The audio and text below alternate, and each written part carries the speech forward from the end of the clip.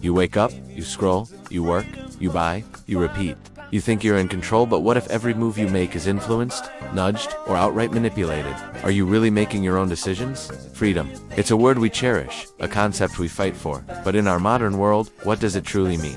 We think of freedom as the power to choose what to believe, where to go, what to buy. But how many of those choices are genuinely ours? From the moment you wake up and check your phone, algorithms are at work. They suggest the news you read, shaping your understanding of the world.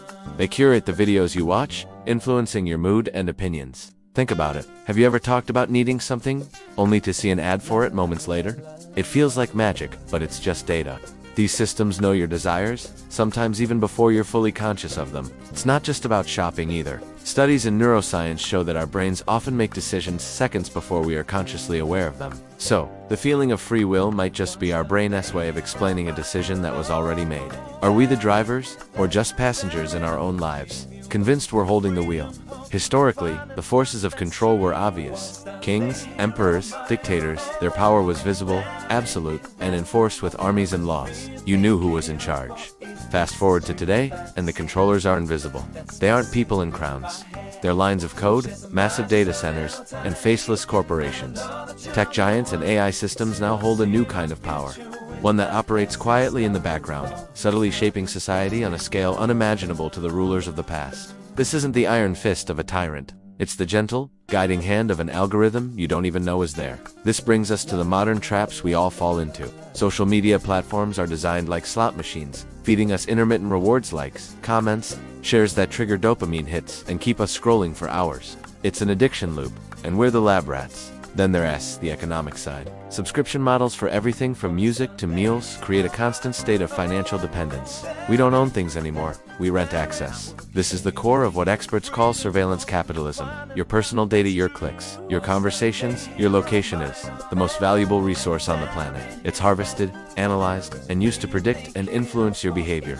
As technologist Jaron Lanier warns, we're being hypnotized by the machines. Shoshana Zuboff calls it a new economic order that claims human experience as free raw material for hidden commercial practices.